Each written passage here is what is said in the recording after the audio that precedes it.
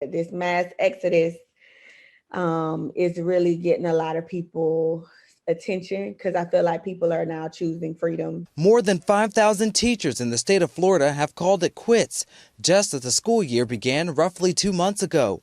Cherie Robinson is one of those teachers who left the profession this past September, and she's not alone. We are now 2 months into the school year, and by this point those numbers typically drop significantly. However, this year is different. This year we're actually seeing a slight increase. Nearly 5,100 vacancies now of teachers in the state of Florida and over 4,000 vacancies among our education staff professionals throughout the state.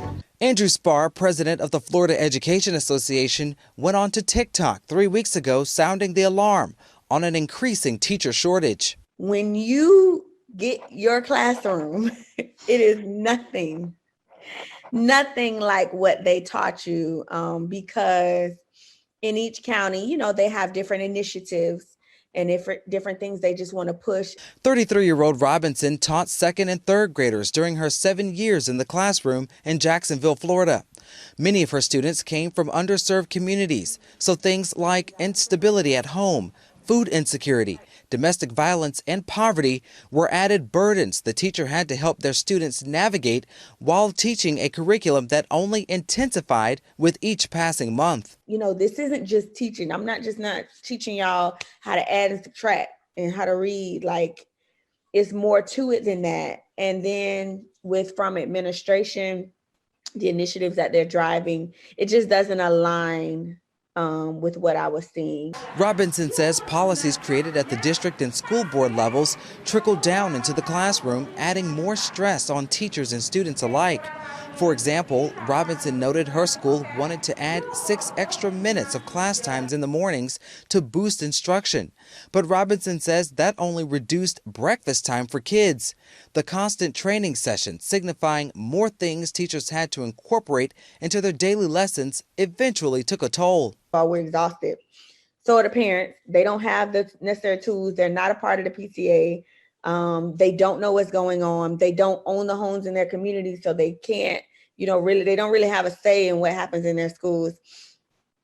It's a cycle, a vicious cycle. We were in a teacher crisis as early as 2016.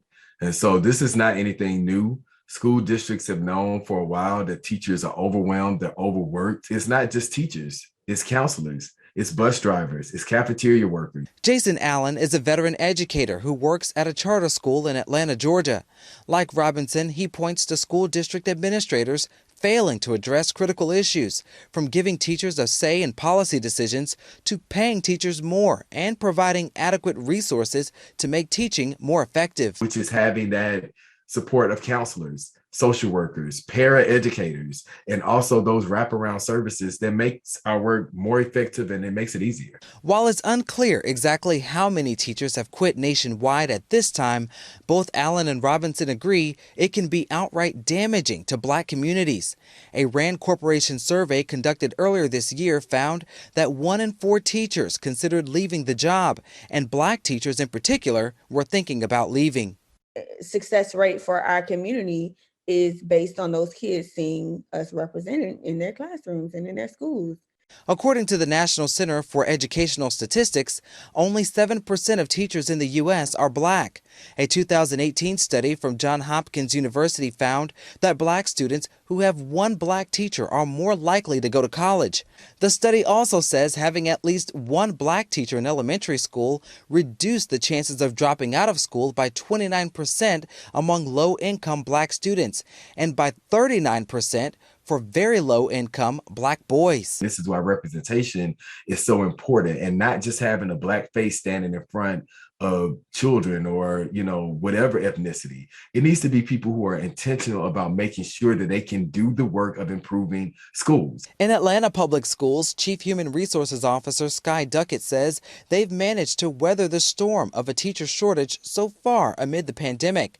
She attributes it largely to fewer teachers retiring and by implementing much-needed support for its teachers, faculty, and staff with about 70% of its teachers being Black. All of our pay, our well-being initiatives, our mental health work is designed with our non-white staff in mind, because that's the vast majority of our workforce. Duckett says the district has given its teachers and staff 3 to 9% pay raises.